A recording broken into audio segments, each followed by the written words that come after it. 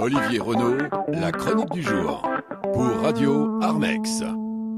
Aujourd'hui, dans ma chronique, au fil des rencontres, j'ai le plaisir de vous présenter une artiste, sculpteur, Caroline Strand. Bonjour Caroline. Bonjour. Avant tout, vous sculptez sur quelle matière? Alors je sculpte principalement sur le bois, mais aussi la pierre, et je modèle l'argile. Vous avez peut-être un bois, châtaignier, chêne, que vous chérissez plus que tout, et pour quelle raison? Le merisier parce qu'il est doré. Facile à travailler? Non, c'est un bois qui a du caractère, mais le résultat, la finition est... Et plus forte. Ouais. Comment avez-vous été initié à cet art? Donc j'ai appris seule, dans mon atelier. Pourquoi le bois? Parce que j'étais à côté, près de la lisière d'une forêt. Oui. En fait, il fallait que je passe à une matière rigide. Vous pouvez me décrire cette sculpture à côté de vous? Alors cette sculpture fait partie des premières sculptures que j'ai faites il y a 12 ans, qui est plutôt de la sculpture végétale. Elle traduit quoi, dites-moi alors? En fait, je crée une histoire à partir d'un nœud ou d'une fissure.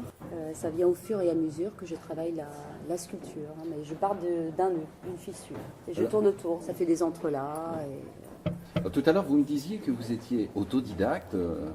Et dites-moi, Caroline, quel sculpteur avez-vous comme référence, comme guide? Alors, Camille Claudel, Ousmane Sow.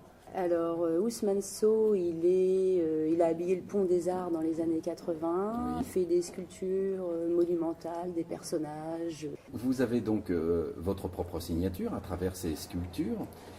Et ces sculptures sont-elles en harmonie avec votre vie, ou est-ce les événements du monde qui ont une influence directe sur vos créations? C'est plutôt un ressenti et je m'inspire beaucoup de la nature. Donc, organique. En 12 ans, il y a eu 4 périodes. Donc, sculpture végétale, celle-ci ressemble plus à la sculpture végétale. Il y a eu la sculpture organique où je m'inspire de tout ce que l'on peut dénicher à la surface du sol pour partir du sol pour arriver au ciel. Si je vous dis la Villa Perrotte à Dieppe. Oui, donc j'y expose à la Villa Perrotte. Je suis en exposition permanente là-bas. Oui. Je vais exposer, alors s'il faut parler des expositions, je vais exposer en Allemagne bientôt, le 17 novembre. Alors le 17 novembre en Allemagne, vous allez exposer là, de cette année 2012. Oui. Et donc c'est justement la France qui est à l'honneur, Eichweiler, si je prononce bien. Alors de toute façon, vous nous tenez au courant. Avez-vous un site sur lequel on peut vous retrouver? Alors un site, on peut voir mes œuvres et l'évolution de mon travail sur strand.blog.fr.